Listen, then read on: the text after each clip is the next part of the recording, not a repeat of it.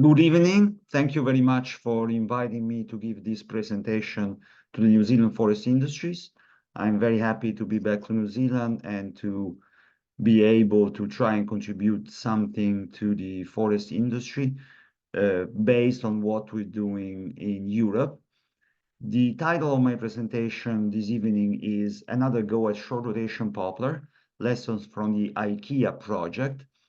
I just titled that Another Go because short rotation poplar has been something that it has been explored in Europe and abroad for possibly 30 or 40 years since the very first oil crisis of the 1970s. So the International Energy Agency started exploring short rotation poplar and other biomass crops as a potential substitute to fossil fuel. So the idea was mostly to develop energy plantations.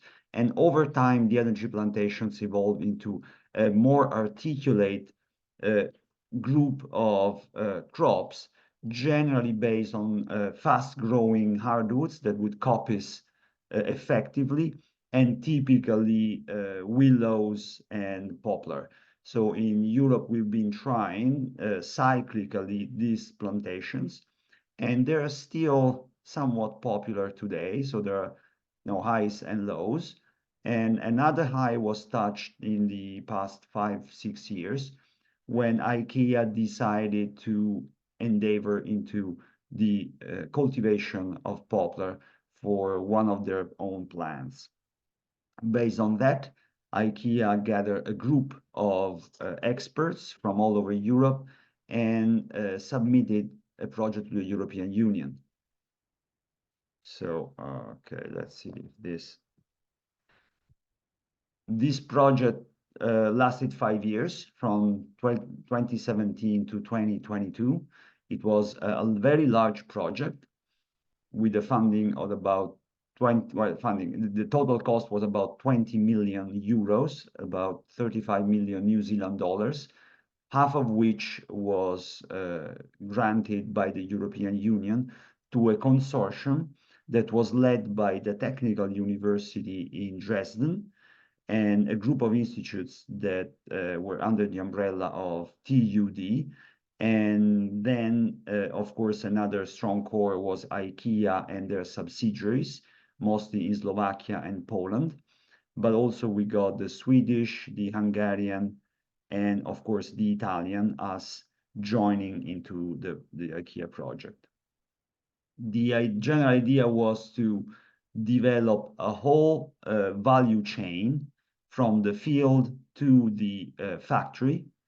So IKEA was exploring together with their partners the purchase or rental of fields from farmers, agreements with farmers, with nurseries, the planting of the poplars, the growing of the poplars, then harvesting, transporting to their factory in Slovakia. This was all centered in Slovakia and the surrounding countries. So Slovakia, Czech Republic, Hungary to a certain extent, wherever there was available land of good enough quality for growing poplar, and then moving that poplar to the plant, the IKEA plant in Malacki, which is a plant producing particle board, mostly from pine, coming from Slovakia, Poland, but also Ukraine and Russia. And now, of course, that stream has dried, and there is one more reason why IKEA would want to create a certain buffer of own raw material. So this was the general idea. The project started already before the EU funding because the plants to be grown were to last up to 8 years and then be copied. So on a 5-year project, you cannot start from planting and test the material if your rotation is 8 years, obviously. So IKEA started already several years before, and then they decided that the thing had promised and wanted to expand it and ask for funding to the European Union. So the plan was to plant 1,500 hectares of short rotation poplar cycled at 8 years, copies, and then same cycle being repeated 2 or 3 times on the same fields, which would eventually be returned to the farmers or recontracted for further cycles. The project was very much innovative. I'd say was because the project was completed over 1 year ago, so it is finished, even though we'll see how it continued in a way. The main goal of IKEA was to develop a functionally adapted lightweight board, which would contain a significant proportion of poplar, which is much lighter compared with pine. So the idea is that since IKEA produces, the plant in Malaski produces components for the IKEA furniture, the goal was to produce such components with a lower weight, but the same strength. And for that, poplar is ideal. And then there would be other streams of material coming from the plantations, residues such as bark, tops, elements that would be too small. And those would also be used in other innovative products, such as wood plastic composite profiles for decking, typically, wood plastic composite granulates. This would be mostly the residue coming from the production of poplar and from the milling of the pulpwood logs, essentially, that one would produce, even though they would not produce pulpwood, but produce some special type of strand boards. And then there would be also other products such as the eco-fungicidal molded fiber parts, mostly fiber pods produced with a significant poplar bark component, which is antiseptic, and therefore these pods were shown to be protective against the molds for nursery plants. So something without adding any other preservatives or chemicals. So that's why they call eco-fungicidal. So lots of very interesting products. For producing these products, IKEA gathered other 2 industries that would side IKEA in the whole process, plus the experts that we have already mentioned. From the viewpoint of CNR, we were called there to develop the harvesting value chain. So there are institutes that were dealing with the genetics, with the growing, with the design of the plantations. We were tasked with designing the harvesting system, which had to be designed for 8-year-old clonal hybrid poplar planted at a 2x3 spacing, which is 1,600, 1,700 trees per hectare. At age, under the Slovakian climate, we will get trees with a diameter breast height of about 14, 18 centimeters, and each tree would be a bit heavier than, say, 100 kilos. So 120, 140 kilos would be the average. We would get 260, 200 too, but that would not be the average thing. Management would be copies, so we had to cut the trees and treat the stumps in such a way that the copies resprouting is not threatened. And the goals from the viewpoint of the system is that the system had to be safe and sustainable, so safe for the operator and sustainable for the plantations and the environment, no heavy damage. The cost for the material produced and sent to IKEA should be below 30 euro per dry ton at the landing, and the log yield of this material should be more than 50%, because IKEA, the plant did not want chips. Their process is based on a special stranding machine that produces these long streaks of wood for which they need logs. So it is not like we could produce chips or debark chips like with a chain flail, the limber debarker chipper. We had to produce 4-meter logs with a minimum diameter variable between 7 and 8 centimeters. The rest would go to biomass for bulk particle boards. So this was a big challenge. The trees were very small. Therefore, single tree harvesting would obtain a very low productivity. Normally, under those conditions, the solution is mass handling, which is what we integrated in the design of our systems. So the idea was we either use a cut-to-length system, harvester forwarder, with a multi-tree harvester head, so that we can handle normally 2 trees at a time, so mass handling. Whole tree harvesting with the further bunches, then we get the bunches and we bring the bunches to the landing, never breaking them up, always treating them as bunches. Very first idea was to get a slasher there, cut 4 meters off the butt of the bunches that don't contain much branches anyway, then send the logs to the strander and the rest to a chipper.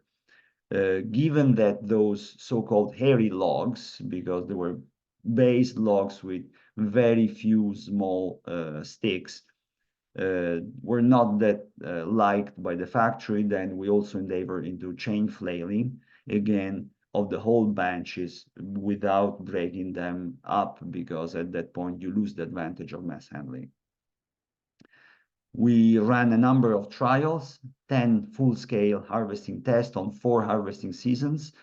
The trials were first done in Italy because it was easier for us to run a proof of concept for our systems directly in Italy without traveling to Slovakia, also because the heavy machinery was involved, so it didn't make much sense to go and move over, say, 1,000 kilometers, big machines or medium-sized machines without the first test. We then found some plantations in Poland. We also ran that in Poland, and then eventually we went big into Slovakia with 7 trials with different machines. There were also additional studies that were done traveling and seeing similar machines working under similar conditions, although generally it would be eucalyptus, not poplar, in Australia, Brazil, and Chile. And we eventually concluded the work with resprouting tests. After we've cut the trees with different techniques, we wanted to see if different techniques would have a different effect on resprouting, because if the management system is copies, then you want to make sure that the system you're using, for as efficient as it can be in terms of cost reduction, doesn't damage your successive harvest through a, say, depressing effect on copies resprouting. We even built our own chain flail. The idea was to try and get a chain flail somewhere in Europe. No chain flails seemed to be available in Europe. Bringing one from the US was something that we explored, but it would be too expensive. So eventually we converted an old rootstock cleaner. We have many of them in Italy that we use for cleaning poplar rootstocks that are harvested in Italy for particle board. And we just turned it at 90 degrees, fitted that to a cradle, and then we developed this very simple, very inexpensive, I think the total cost would be at maybe 40,000 euros, something like that, and very effective chain flail. Here you see an image of the chain flail being fed. This is one of the first trials. So the arrangement of the pile is not the right one. If somebody is coming from practical operations, they will notice that the piles are not arranged properly. But this was the first day we're trying that. We're trying to find out how we should do that. And that was the day we had a drought. The other days we didn't. So, but you have an idea of the size of the operation. That's a small 16-ton excavator. Those are the trees. You see how small they are, and they go into the chain flail in groups of 4 to 12. So we would clean the first 4 meters, then the grapple of the excavator is fitted with a saw, and the saw would cut off the whole bunch after cleaning the branches to the flail. Very simple, very crude, very effective, and very cheap. What are the main results? Then the main result is cut-to-length harvesting is best if trees are relatively large. So if you have a stocking that can be estimated over 40 dry tons per hectare, then cut to length is probably the easiest way to go about it. Also because in Europe there are so many crews that are equipped with harvester and forwarders, and you can find some that will not be employed that heavily and that will give you a good price for their hours or their ton. If you have a multi-tree cut-to-length harvesting head, that will allow you to increase productivity, although not dramatically. You can get a 10, a maximum 15% productivity increase. Not bad, not dramatic. We also explored the idea of reducing small end diameter in order to increase log yield. And if you reduce small end diameter from 8 centimeters to 7 centimeters, which still can be handled by the factory, you have an advantage. So there is actually that does pay. On the other hand, we're trying also to reduce log length to see if we could increase log yield, but that didn't turn out to be paying because the time you spend handling the shorter logs, it is not justified by the small increment in log yield. We also try to simplify the system, just go for one log. So it's very simple, productivity is faster, but the loss in log yield is such that the system will not pay. What you gain in productivity does not offset what you lose in log yield. If stocking is lower and trees are smaller, then whole tree harvesting is the best. The chain flail is a very good idea, and pre-sorting by fellow buncher does pay. So what we did, a stable system would be, we go there with the fellow buncher already separates the trees that will go to the chain flails from those that are not contain no log material and will go to the chipper directly. And if you do that, then you don't spend time sorting trees at the chain flail, which makes things much more difficult, and you gain lots of productivity that way. Unfortunately, even if we found viable solutions that would meet all the specifications of IKEA, and even if the growth rate was successful and very encouraging, we encounter resistance from the environmentalists. So the environmentalist lobbies were pressuring the Slovakian government against hybrid poplar, because hybrid poplar, I mean, being poplar, it has to share the habitat and the general type of environment with natural poplar. So we would plant this poplar in fields not far from rivers. And the environmentalists were very much worried that that would create genetic pollution. Our hybrids would cross with the natural population and eventually contaminate the genetic natural pool of the local natural poplar. So they put lots of pressure. We actually, cutting at 8 years of age, we cut the trees before they would flower, most of them, or before they would flower any fertile pollen. However, that was not enough. There was lots of work done in that direction, demonstrating that the risk for genetic pollution was negligible or totally absent.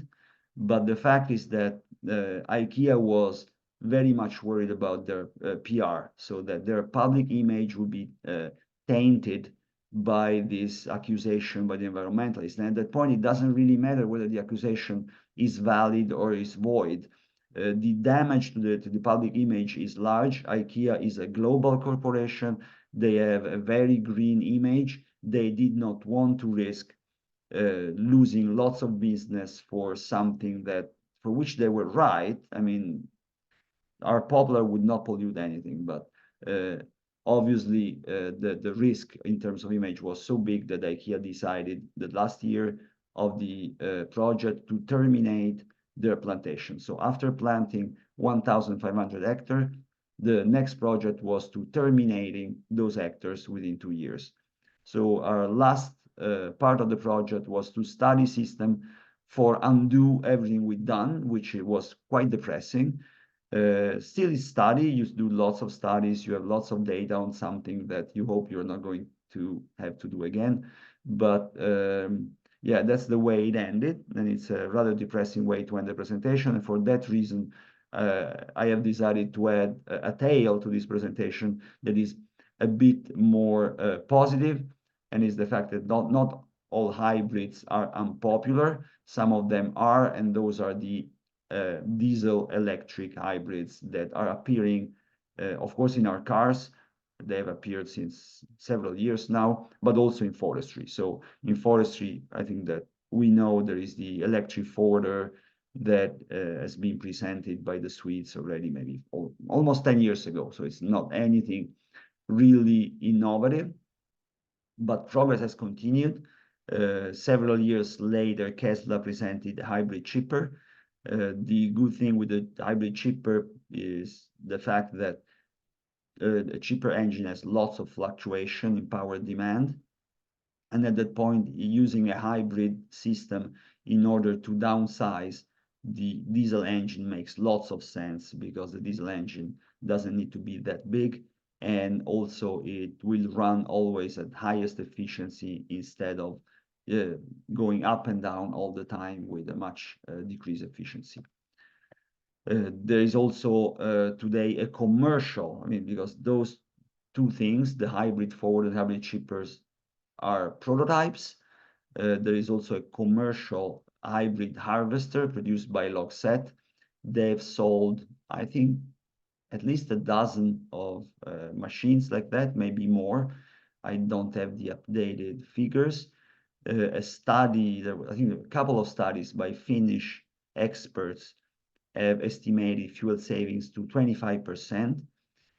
Together with the Swiss and the German, we at CNR are studying the Lockset machines in cooperation with Lockset. So we have now a work in progress that is exploring the production files of those machines collected through Canvas in order to estimate productivity and especially fuel efficiency and fuel saving, and therefore expanding the work already done by the Finns over a much longer duration and a much larger pool of machines. Where hybrid system make lots of sense is in cable yarding, especially if we yard downhill. In cable yarding, you're moving a load from different elevations, or from a higher position to a lower position, or even if you go from a lower position to a higher position, you have to bring back the carriage. So you have always potential energy being there that could be recovered. It's the travel of the carriage downhill. Normally that is done under braking, and when you brake your system, that is when you can recover energy. If you're moving a loaded carriage downhill, then you can recover lots of energy.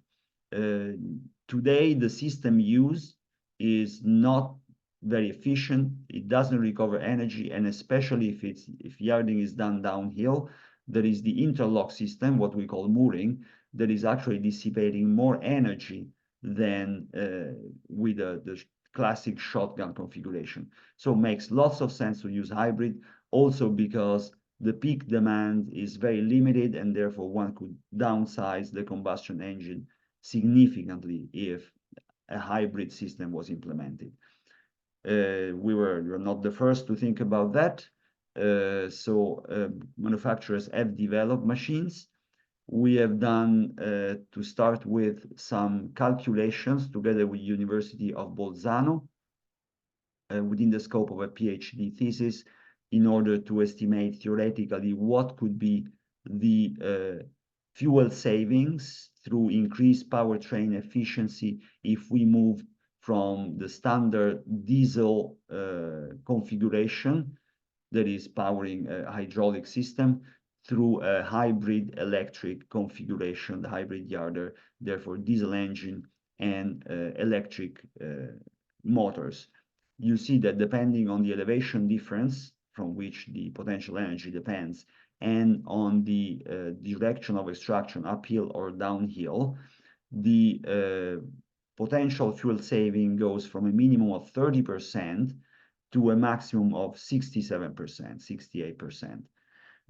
In some instances, you could have an autarkic, energy autarkic solution. There are a number of hybrid solutions for cable yarding, mostly in slack pulling carriages. I think all cable yarder manufacturers in Europe have added to their range at least one carriage with energy recuperation through electricity.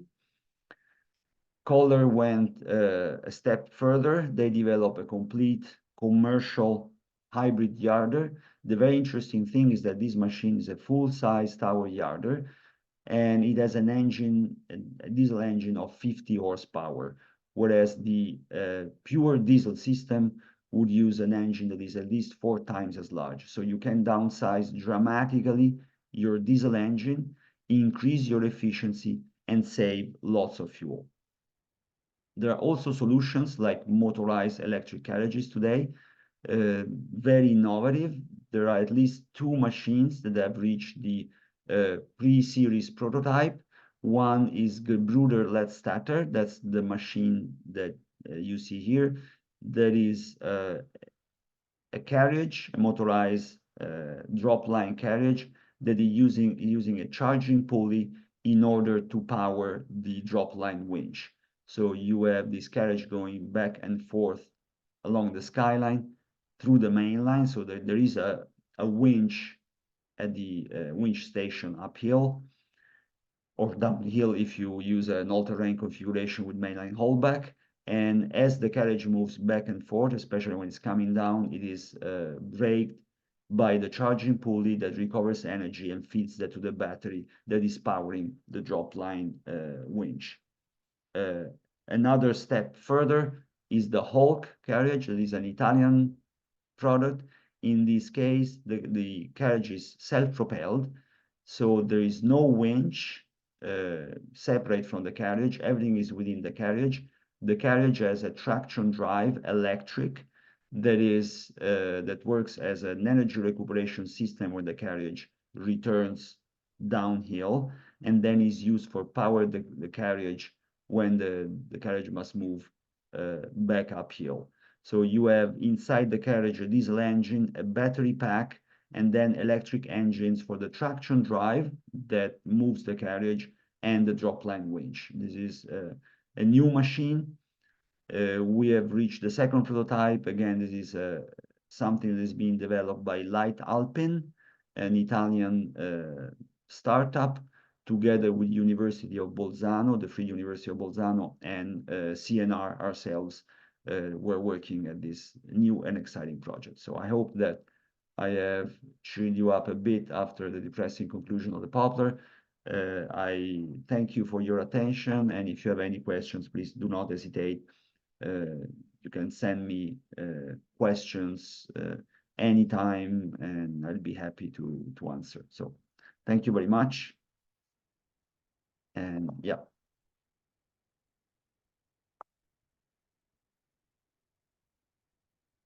Okay.